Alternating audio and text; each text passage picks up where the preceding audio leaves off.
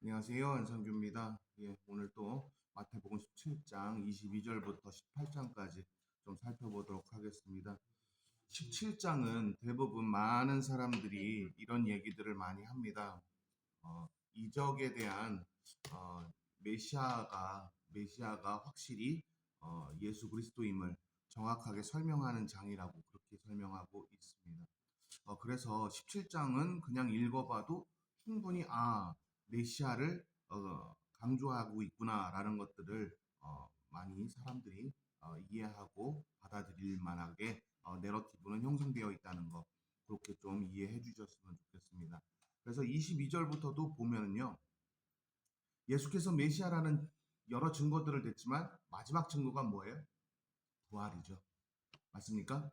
그래서 마지막 증거에 대한 설명을 22절에 이야기합니다. 한번 볼까요? 그들이 갈릴리에 모여 있을 때, 자, 계속해서 갈릴리 사역을 하고 계셨었죠. 그렇죠? 그래, 예. 그다음 예수께서 그들에게 말씀하셨습니다. 인자가 사람들의 손에 넘겨질 것이다. 그리고 그들이 인자를 죽일 것이다. 그러나 뭐라고요? 3일 만에 살아날 것이다. 그러자 제자들은 슬픔에 잠겼습니다. 왜요? 슬픔에 잠겼죠? 부활할 걸 알면서도 슬픔에 잠기는 이유가 뭘까요? 이런 부분에 있어서 그 강준민 목사님, 강준민 목사님 맞죠? 그 사람. 그 그분은 이 부분에 있어서 자기가 또 강준민 목사님은 또 주석을 쓴 분이에요. 무슨 주석이죠, 그게? 이렇게 표현했어요. 좀 약간 리버럴하게 표현을 했어요. 어떻게 표현했냐면 3일 만에 인간적인 마음으로 3일 만에 죽었다가 고통당하시는 그 모습을 보면서 그것들을 경험해야 하니까 슬퍼했을 것이다라고 추측하면서 그렇게 설명을 했어요. 그런데 이 부분에 있어서 간중민 목사님이 그렇게 설명한 내용들 주석들을 보면 인간적인 그 감정에 치우쳐 있는 제자들의 모습을 볼 수 있다. 뭐 이런 식으로 썼단 말이죠. 근데 BS 차일대의 논문들을 보면은요. 또 그리고 데이비드 웨남의 논문을 보면은 이 내용에 대해서 제자들이 슬퍼한 이유를 명확하게 설명하고 있습니다.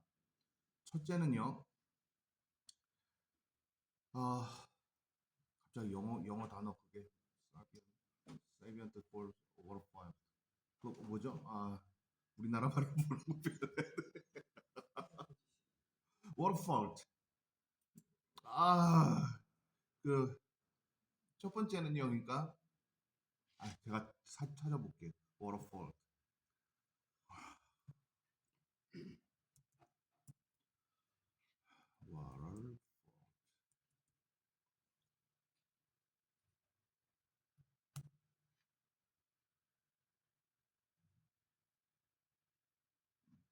워터 지도자를 잃게 되는 슬픔이라고 이렇게 표현했어요. 예, 지도자를 잃게 되는 슬픔 때문에 그랬고요. 두 번째는 그 사역의 그 길이 얼마나 고통스러운지를 알기 때문에 그것에 대해서 슬퍼했다고 B.S. 차일드랑 데이비드 남 설명했고요. 마지막으로 세 번째는 그가 왕으로서 군림해야 하는 이 땅에, 그러니까 만왕의 왕으로 군림해야 하는 이 땅에 그는 아무것도 아닌 종의 모습으로 나약한 모습으로 처절하게 쓰러져 가야 함에 그것 때문에 슬퍼했다라고 이야기합니다. 어, 그게 어떤 근거가 있느냐라고 얘기하면 어, 우리는 지금 정경으로 보고 있는 성경을 보고 있잖아요. 그렇죠? 근데 베드로가 쓴 편지라는 그 책이 있습니다. 그 문서가 있는데 그 문서에 보면은 베드로가 그렇게 고백을 하는 내용들이 등장해요. 자, 그다음 24절에도요. 다시 한번 메시아가 메시아임을 명확하게 설명합니다. 여러분, 물고기가 여러분 뭘 상징한다 그랬죠? 그래서 맨날 물고기 상징한다 그래가지고 많은 사람들이 여러분 어떻게 설명했죠? 응? 우리 예수님 막 그 물고기 모양으로 이렇게 해가지고 그러니까 이투스라 그래서 그렇게 해가지고 설명했잖아요. 그건 신약의 개념으로 설명은 한 건데 어떻게 설명하죠? 그냥 설명할게요. 그러면 여러분 다 알고 계시는 줄 알고 제가 말씀 안 드린 건데, 나가츠라는 단어, 히브리어 나가츠라는 단어 아까 이제 그 참 우리나라 말 너무 어렵네요. 어, 히브리어 나가트라는 이 단어 있지 않습니까? 이 히브리어 나가트라는 이 단어는 어, 저 물고기란 뜻이거든요. 근데 거기에다가 요드라는 그 점을 하나 딱 찍잖아요. 그러면 너가트가 됩니다. 너가트. 예, 만왕의 왕이라는 뜻.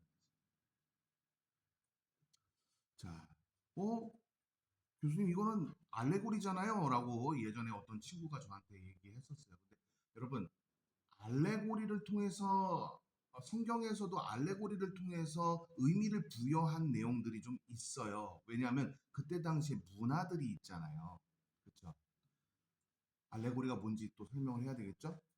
커다란 어떤 문장, 단어, 어떠한 모양, 어떠한 형태를 갖춘 어떠한 우리나라 말 진짜 어렵다. 여러분 이런 거 그냥 something happened 이거 그냥 이렇게 설명하면 되는데 영어로는 우리나라는 너무 어려워요 진짜. 그렇죠?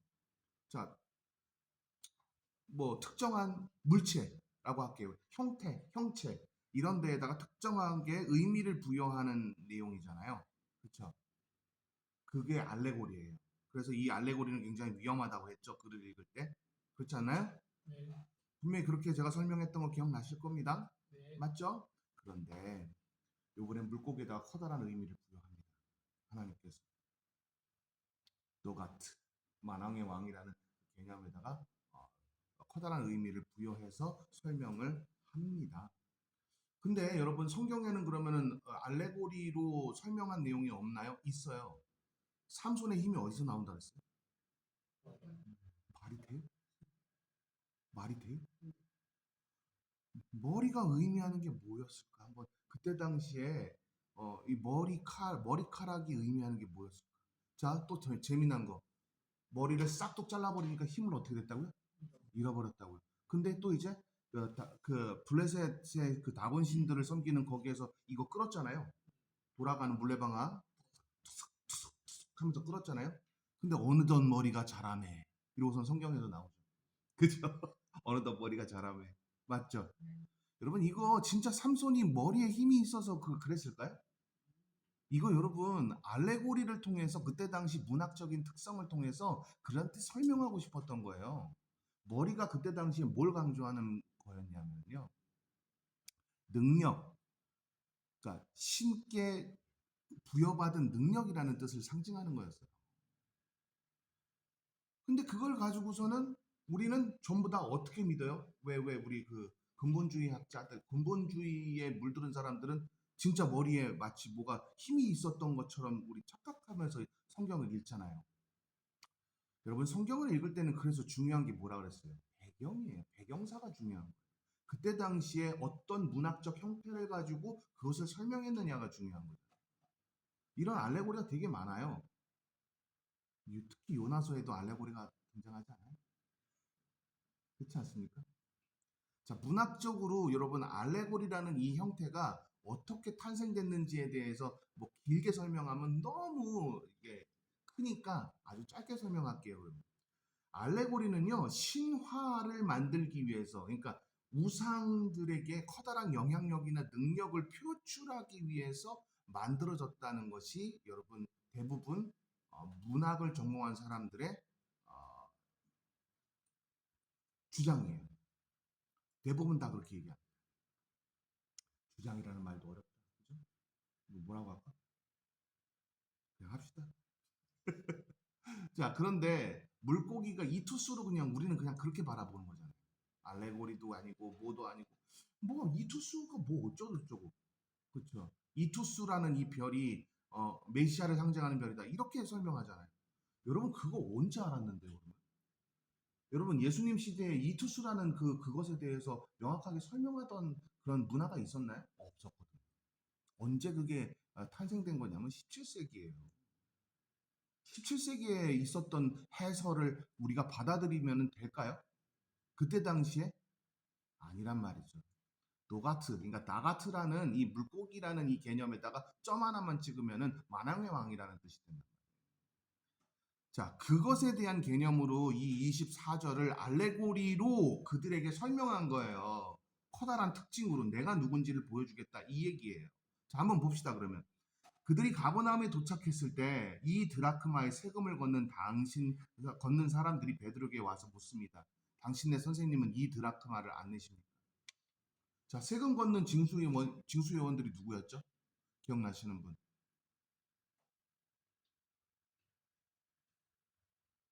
나는 모르니 그냥 알아서 하십시오라고 얘기한다면 제가 그냥 할 말은 없습니다만, 여러분 마태도 있었고요. 사개오도 있었고, 세리죠, 세리장이었던 여러분 마테나 세리장이었던 사개오 이야기도 다 알고 계실 거예요. 그렇죠? 그냥 대신 낼 수도 있었어요. 그런데 베드로의 이 모습을 여러분 그려내고 있어요. 제가 17장은 제가 지난 시간에 뭐라 그랬죠? 순종장이라고 제가 설명했던 거 기억나십니까? 한번 보세요. 그들이 베드로가 대답합니다. 내십니다.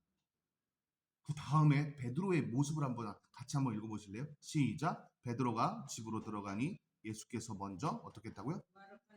자, 먼저 지금 베드로의 모습을 한번 좀 그려봅시다. 베드로는 예수님은 어떻게 하실까? 예수님의 뜻을 한번 물어보자 하고서는 먼저 들어가는 모습을 보이죠? 베드로가 이쁨 받을 수밖에 없지 않습니까, 여러분? 예수님한테. 그렇죠? 여러분 어떠한 일이 있을 때 가장 먼저 예수님을 물어보십니까? 이러한 설교를 BS 차일드는 강조하라고 했었거든요. BS 차일드가 참 괜찮은 성경 해석학의 아버지라고 불릴 만한 위대한 인물인 이유가 저자의 의도를 명확하게 이해하는 데 초점을 맞추기 때문도 있지만 성경을 읽을 때 언제나 순종적인 사람들과 순종적이지 않은 사람들을 분별해서 판단하라고 가르쳤기 때문이에요. 자, 베드로가 딱 들어가니까 예수님은 알고 계시죠? 가버나움에 도착을 했을 때 예수님은 어디 계셨다고요? 집에 계셨다고 나오지 않아요? 그죠? 그런데 세금 징수하는 사람이 거기를 마침 지나가고 있었네요? 맞아요? 집은 여러분 호수에서 이스라엘의 커다란 특징들이 있어요. 갈릴리 호수나 가버나움에 도착했을 때 여러분 물가에서 어느 정도 떨어진 곳에 집이 있었죠? 혹시 제가 이거 옛날에 설명했었는데 우물도 이렇게 파고 해가지고서는 물을 점령하는 자들을 그냥 그대로 그냥 돌 굴리고 화살을 쏴가지고 죽이는 그 정쟁법이 있을 때부터 언제 그 이스라엘은 가나안의 커다란 특징은 팔레스타인 지역의 특징은 여러분 물가에서 어느 정도 떨어져 있어야 된다. 오! 500m. 그럼 500m 밖에 있는 곳에 계셨는데 예수님이 이 베드로와 세리가 얘기하는 이야기를 들을 수 있었나요? 인간이라면 못 들었죠. 하나님이시니까 그 상황을 다 알고 계시는 거죠. 자, 이거에 대해서 그래서 프로에비던스라는 즉 섭리라는 개념이 등장합니다. 하나님은 다 알고 계십니다. 맞습니까? 예, 그래서 여기서 뭐라고 얘기했냐면 시몬아. 원래 시몬이라고 부르지 않았어요. 나 이제 너를 뭐라고 부른다 그랬죠? 페트로스라고 부른다 그랬어요. 반석이라고 부른다 그랬는데 여기서 왜 시몬이라고 얘기했을까요? 시몬은 어떤 뜻이었죠? 그죠? 그러니까 막 힘만 세고 무식쟁이 그죠? 예, 그런 뜻이죠. 그런 뜻이라 그랬죠. 근데 여러분, 전 제 친구 중에 사이먼이라는 친구가 2명이거든요. 시몬이에요. 시몬을 영어로 사이먼이라고 해요. 근데 여러분 보세요. 이거 모르고 이름을 짓는 거예요. 사이먼이 여러분 무식쟁이라는 뜻인 거 알았다면 이름을 사이먼이라고 지을까요? 안 짓겠죠. 참 그런 거 되게 많아요. 예를 들면 어떤 사람은요 김라헬이라고 이름을 지었어요.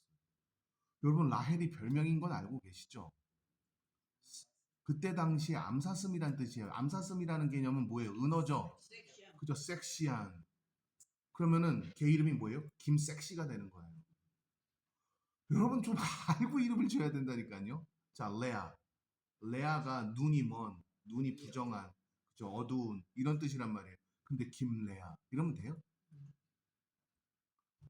뭔가 그 의미를 알고 이 성경적인 이름을 지어야 될 거 아니에요. 그렇죠? 근데 여기서 시몬이라고 얘기한 그 의미는 아주 간단. 너는 이 모든 상황을 알지 못하냐? 내가 지금까지 계속 너희들에게 요구하는 것은 뭐냐? 나를 메시아로서 온전하게 인정하라는 거 아니냐?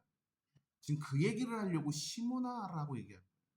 그러면서 다시 한번 아주 상세하게 알려줍니다. 너는 어떻게 생각하냐? 이 세상의 왕들은 누구로부터 관세와 주민세를 거두느냐? 자기 아들들이냐, 사람들이냐? 넌 이미 다 알고 있음에도 불구하고 너는 나에게 물어보러 왔지만 거기까지는 잘했지만 너는 이미 내가 준비하고 있을 것을 넌 알았어야 한다. 이 얘기예요. 이거에 대해서 여러분 자세하게 알고 싶으면 복음서와 사도행전이라는 책, 데이비드 웨남의 책을 읽어보면 이 내용이 그대로 나와요. 고전책이라 또 지금은 안 팔죠? 지금 있어요? 그렇게 유명한 책을 왜 안 사죠? 그렇게 봐서 그런 책들을 읽어야 되는데 왜 안 읽죠? 저는 좀 안타까운 것 같아요. 요새 지금 출판사 다 망해가지고 지금 거의 뭐 출판사가 없대잖아요. 여러분, 우리나라 하루 총 사는 책을 사는 게 하루에 몇 권 나간대요? 총. 부산부터 뭐 어디부터 다 해가지고서는 총 몇 권 나간대요? 여러분 놀라지 마세요. 3천 권도 안 나간다. 우리나라 인구가 5천만 넘지 않아요. 근데 여러분 지금 책이 여러분 이렇게 등한시되는 시대가 돼버렸어요. 어떤 이들은 얘기하겠죠. 아, 논문도 요즘엔 다 이걸로 사서 보고 뭐 뭘로도 다 이거 사서 보는데 그거 책 살 필요 뭐 있냐 이렇게 얘기하겠죠. 그런데 제가 다시 한번 묻습니다. 그들한테 진짜 읽어요? 책을 읽는 걸 그렇게 싫어하더라고요. 왜 그런지 모르겠어요. 자, 그런데 다시 한번 이 베드로가 대답합니다. 다른 사람들로부터 거둡니다. 그들은 황제이며 아들한테는 절대 걷지 않습니다. 근데 예수께서는 베드로에게 말씀하십니다. 그렇다면 그 아들들은 세금이 면제됩니다. 자기는 자기를 뭐라고 좀 설명하고 있어요? 왕의 아들. 그렇죠. 만왕의 왕의 아들. 그래서 여러분 뭘 사용했다고요? 나가트. 물고기를 사용. 한번 봅시다. 하지만 그들의 비위를 건드리지 않도록 그들은 모르니까 아둔하니까 바다에 가서 뭐라고요? 낚시를 해라. 그러면은 그 물고기가 걸릴 건데 거기에 뭐가 있다고요? 일세겔 동전 한 잎이 있을 것이다. 나와요, 안 나와요?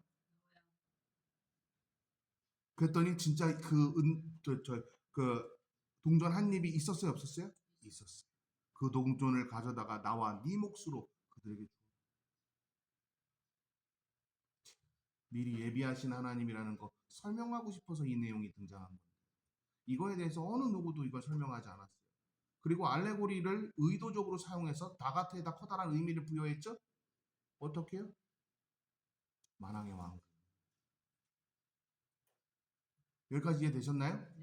그러면 17장 전체가 다 이적에 대한 이야기고 이 이적을 본 그 자들은 어떤 자가 볼 수 있다는 걸 알리고 있어요? 순종하는 자. 하나님 앞에 자복하는 자가 그 능력을 보는 거예요. 그래서 여러분 이적이라는 단어는 항상 하나님 안에서 하나님의 능력을 본다라는 그 의미로 사용되어지는 거잖아요. 여러분 맞죠? 맞아요. 여러분들 너무 어렵나요? 박사님들 말고 다른 분들 다 어렵다. 나는 좀 어렵다. 문맥상 흐름이 이거 되게 재밌는 내용인데 여러분 재미없나요? 자, 드라크마는 이제 로마에서 발행하는 동전이었고요. 세겔은 가나안에서 통용되는 이제 유대인의 유대인의 그 화폐였어요. 화폐단이었어요. 근데 1세겔과 뭐 1드라크마가 2드라크마가 뭐 연관관계가 뭐 없느냐 이거는 환산을 따져봐야 돼요. 근데 자 1세겔 한번 쳐보세요. 1세겔은 얼마 한번 찾아보세요. 여러분 한번 다 찾아보시겠어요? 그렇죠? 맞아요? 제가 지금 그 얘기를 하고 싶었던 거예요. 자, 우리가 세금으로 2 드라크마를 냈어요. 한 사람 앞에. 근데 뭐라고요? 100 드라크마라고 되어 있죠. 자, 그러면 하나님은 넉넉하게 주시는 하나님이라는 걸 설명하고 있는 거잖아요. 그렇죠? 차고도 남는다라는 걸 그들에게 보여준 사건이라고요. 근데 베드로는요. 자, 혹시 이 1세계를 받고 동전을 거슬러 받았더라. 이 내용이 나와 있나요, 여기? 나와 있어요? 안 나와 있죠. 동전을 거슬러 받아서 그것을 챙겨서 집 한 채를 샀더라. 나와 있나요? 나와 있어요? 실질적으로 여러분 50 드라크마면 집을 살 수 있었어요, 여기에. 그때 당시에. 그런 내용이 안 나와 있죠? 예. 그럼 페트로스가 어떻게 했다는 거예요? 그걸 그대로 주면서 그들에게 세금을 이만큼이나 내면서 만왕의 양 예수 그리스도께서 이렇게 모든 것들을 해결하시는, 자복하시는, 후히 능히 주시는 그런 권력자라는 것을 설명하게 하려고 했던 거라는 걸 우리는 알 수가 있는 겁니다. 그러니까 여러분, 어떤 고전책을 읽든지 굉장히 중요한 건 뭐예요? 시대적 배경이에요. 여러분, 홍길동전, 왜 홍길동이 아버지를 아버지라고 부를 수 없었어요? 그때 당시에 여러분, 그러니까 제가 또 나쁜 말 하면 안 되지. 서자라고 하면 안 되잖아요. 그거 굉장히 나쁜 말이잖아요. 합시다. 배가 다른. 그러니까 첩의 자식으로 낳기 때문에 아버지를 아버지라고 부를 수 없었어요. 그럼 뭐라고 불러요? 호족에도 들어갈 수 있었나요? 그때 당시에? 못 들어갔죠. 그럼 뭐라고 불렀어요? 대감님. 그렇죠. 어르신 대감님이라고 불렀단 말이에요. 그렇죠. 우리가 그런 거 모르면은 아버지를 아버지라고 왜 못 부르지? 자, 또 볼까요? 홍길동이 왜 산으로 들어가서 도적이 됐어요? 왜요? 탐관오리들이 그때 당시에 엄청나게 많았다라는 것을 방증하잖아요. 조선이 망한 이유가 뭐 때문이에요? 양반들 때문에 망했죠. 양반들의 뭐요? 부정부패. 그렇죠. 그것 때문에 망했죠. 그런 것들을 보여주면서 양인들과 이제 그렇죠. 그런 밑에 있는 사람들이 얼마나 힘들게 살았는지를 우리가 배경으로 알고 있어야 홍길동전이 이해가 되는 거죠. 맞죠? 그것처럼 성경에 있는 이 배경, 나가트라는 단어가 그때 당시 물고기라는 단어로 사용됐지만 이거 여기에다가 점 하나 찍어서 너가트라는 단어로 만왕의 왕인을 표시하는 거 그때 당시 사람들이 모두 다 사용하던 은어였단 말이에요. 그런 것들만 알면 여러분 어떻게 되겠어요? 다 이해가 되죠. 그리고 똑같이 1세겔이 뭐라고요? 몇 드라크마라고요? 100 드라크마가요. 그쵸? 1세겔이 얼마라고요? 100 드라크마라고요. 집 한 채가 얼마였다고요? 50 드라크마였다고요. 그때 당시에. 그럼 이걸 통해서 우리가 알 수 있는 사실은 뭐예요? 능히 주시고 후히 주시고 모든 것들을 다 알고 계시는 그분께서 권능자임을 그들에게 보이신 사건이라고. 근데 우리는 5천 명을 먹이신 사건도 마찬가지고 4천 명을 먹이신 사건도 마찬가지고 그냥 우리는 그냥 그거를 어떻게 이해하죠? 아, 그러셨나 보다. 그러고 끝나는 거죠. 아, 그러셨나. 근데 그 기적은 누구에게 주어지는가? 위로를 주는 이에, 그러니까 위로를 얻을 자에게 주어지고요. 또요, 그분께 순종하는 자에게 주어져요. 근데 아주 단순한 주춧돌 같은 그 모퉁이 돌 같은 그런 계기가 다 모였어요. 도시락이었다니까요. 그렇지 않아요? 도시락이었다니까요. 야, 여러분들은 말씀을 많이 들어서 다 그런가 보다. 고베에서 제가 이 얘기를 했더니 고베에 있는 신학생들이랑 목회자들이랑 거기 있는 성도들이 다 탄성을 질렀어요. 아! 이랬다니까 다. 아! 왜 이랬어요? 그래서 왜 소리를 질러요? 그랬더니 일본에서는 여러분 밥을 먹을 때도 맛있다 그러면은요. 아! 아! 쩝쩝쩝쩝 이렇게 먹어야 되고요. 저 사람 막 그 되게 놀라거나 좋더라 그러면 스고이네 뭐 이래야 된대요. 그게 이제 걔네들 한국 사람임에도 불구하고 그 문화가 돼서 이게 이렇더라고요. 반응이 별로 없네. 전 이거 깨닫고 되게 충격받았거든요. 그래서 펑펑 울었거든요. 하나님께 죄송해요. 내가 당신한테 위로를 받아야 되는데 내가 하나님 당신에게 위로를 받을 존재임이고 난 아무것도 아닌 존재인데 난 내가 되게 잘난 줄 알았어요. 그러고서는 내가 회개했다니까요. 아이씨, 안 박사님밖에 없어? 아씨, 알았어요. 자, 그래서 이제 18장, 시간 관계상 여기까지 해야 되나? 조금만 더 가도 돼요? 네. 그래서 이제 18장이 계속 연속성으로 이어지는데요. 자, 그 기적들을 계속 체험했죠. 메시아가 예수 그리스도라는 걸 그들이 경험했잖아요. 네. 그리고 마지막까지 페트로스에게 그 모든 것들을 보이셨잖아요. 그런데 이들이 이제 나중에 부활해서 자기들도 올라가서 하늘나라에서 좀 큰 자가 되고 싶은 거예요. 그래서 서로 싸웠어요. 서로 분쟁이 일어났어요. 그렇죠? 그러지 않나요? 그렇잖아요, 여러분.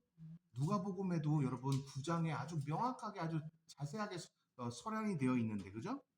그때 제자들이 예수께 다가와서 이제 따지고 묻는 거예요. 좋아, 누가 더 하는, 예수님께서 누가 더 우리를 더 사랑하는지 보자.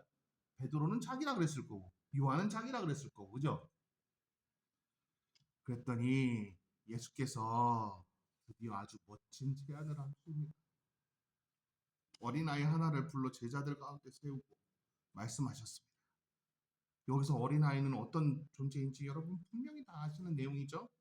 자, 한번 같이 한번 읽어봅시다. 시작. 내가 진실로 너희에게 말한다. 너희가 변화되 아이들처럼 되지 않으면 결코 하늘나라에 들어갈 수 없을 것이다. 이 문장 잘 보십시오. 첫 번째는 변화되예요. 그 다음 like children, 그러니까 어린아이처럼 되지 않으면 그 다음 들어갈 수 없다. 세 가지의 초점이 맞춰져 있는 문장입니다. 첫째는 뭐라고요? 변화되는 거예요. 어떻게 변화되라는 거예요? 여기 어린아이는 어떤 개념이었어요? 전쟁고였어요. 아무것도 기능을 할 수 없는 아이들이었어요. 뭐가 필요한 아이들이에요? 이 아이들은 뭐가 필요했죠? 고엘이 필요했어요. 그렇죠? 그렇죠? 그러니까 누구를 의지해야만 가능한 존재들이에요. 여러분, 내가 등 따시고 배부르고 내가 잘나면 누구 의지해요? 안 하죠. 자, 변화되라는 이 개념이 바로 어린아이, 바로 그때 당시 전쟁 고아들에게 초점이 맞춰졌다면 우리는 이거 명확하게 이해해야 합니다. 철저하게 하나님을 의지할 정도로 자기 자신을 버린 자, 철저하게 하나님 예수 그리스도만을 의지하는 진짜 아무것도 아니라고 자기를 하찮게 여기는 자, 그런 자에게만 하늘나라가 주어진다. 이걸 여러분 이해해야 돼요. 여러분 이 얘기예요. 그러면서 누구든지 다시 한번 그러므로 누구든지 하면서 다시 한번 강조해요. 이 어린아이와 같이 뭐라고요? 자신을 낮추는 사람이 하늘나라에서 가장 큰 사람이 될 것이다. 전쟁고아는 여러분 자기가 하찮은 걸 알고 있죠? 일도 못했다니까요. 여러분 고엘이 필요한 대상이었잖아요. 그렇죠? 고엘이 필요한 대상이었다고요. 그러니 철저하게 뭐만 의지해요? 우리 이제 제사장님이 27일마다 그들에겐 고엘의 그 상급이 주어졌거든요. 27일마다 분명히 우리에게 주어지는 그것들을 빨리 주실 거야. 그것만 의지하는 사람들이었어요. 전쟁 고아나 과부들은요. 근데 과부 이야기 여기 누가복음에서 나도 멋지게 표현하는 그 과부 이야기 나오잖아요. 과부는 여러분 그런 철저하게 자기가 하찮게 여겨져서 여러분 철저하게 제사장만 고엘만 의지하는 존재죠. 그런데 헌금을 어떻게 버려요? 전부를 다 내버리죠. 그쵸? 이 내용이 바로 그 내용이란 말이에요. 그거하고 연관되어 있는 내용이에요. 결국 자신을 낮춘다라는 이 개념은 우리 그리스도인에게 가장 중요한 메시지인 것 같아요. 어떻게 해요? 주님, 제 힘으로는 할 수 없어요. 당신께서 만지셔야만 가능합니다. 주님, 제가 당신을 믿는 것이 아니라 당신이 나를 믿게 하셨어요. 그러니 이제 끝까지 책임지셔야죠. 당신만 의지할게요. 여러분, 칼빈의 기독교 강요는 이걸 강조하는 거잖아요. 맞죠? 칼빈의 기독교 강요에서 제1원인은 누가 되어야 된다 그랬어요? 하나님이. 제1원인이 되어 우리에게 믿음을 선사하셨고 그 믿음은 결국 제1원인에 반응한다. 너무 어려운 표현이긴 하지만 그렇게 표현했죠. 전 이럴 때마다 하나님이 또 나를 그러니까 어떤 어려운 일들이 저에게 막 생길 때마다 제가 느끼는 게 많아요. 아, 내가 또 내 힘으로 무언가를 하려고 했구나. 아, 내가 또 내 힘으로 무언가 내가 마치 잘난 사람처럼 뭔가를 하려고 했구나. 지금 누구랑 똑같지 않아요? 지금 여기 글에 이 글에서 제자들이 누가 당신의 이쁨을 많이 받습니까? 누가 가장 큰 자가 되겠습니까? 그랬더니 예수님의 아주 명쾌한 대답은 어떻다고요? 어린아이. 철저하게 의지받아야 되는 하찮은 존재가 되어야만 변화되라는 표현 분명히 여기 나와 있어요. 너희가 그렇게 변화되어야만 그것이 가능하더라고 설명합니다. 맞습니까? 그러면서 더 마지막에 미셔너리 워크, 즉 선교의 개념을 강조하고 있습니다. 5절에. 같이 한번 읽어볼까요? 시작. 또 누구든지 내 이름으로 이런 아이 하나를 영접하면 나를 영접. 아멘. 그래요. 선교의 개념이 여기서 또 등장한 겁니다. 철저하게 버려지고 하찮게 누군가에게 의지가 필요한 자에게 그 의지가 필요한 자에게 복음을 선사하고 그를 하나님의 사람으로 온전케 만드는 바로 그 일을 행한다면 너희는 나를 영접한 거나 마찬가지다라는 이야기를 하시고 마치시네요. 이 메시지가요. 이 메시지란다. 이 단락이. 맞습니까? 자, 17장에서 순종을 주어야만 하나님의 기적을 볼 수 있었어요. 18장에서 또다시 우리에게 요구하는 게 있네요. 자신을 어떻게 여겨라고요? 부정하라. 변화되는 것, 여러분. 어떻게 변화되는 걸 말씀하고 있어요? 부정하라. 자기 자신이 뭐가 그렇게 잘났는데. 저 정말 죄송한 말씀이지만 저 20대 때요.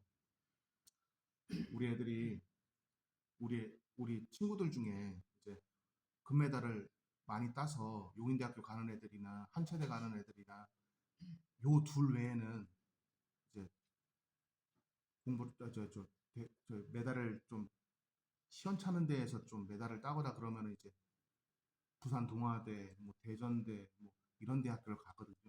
그럼 걔네들 앞에서 우리는 쫙 무슨 용인 유니버시티 뒤에 써져 있는 거 이렇게 딱 보여. 막 이러고 다녔어요.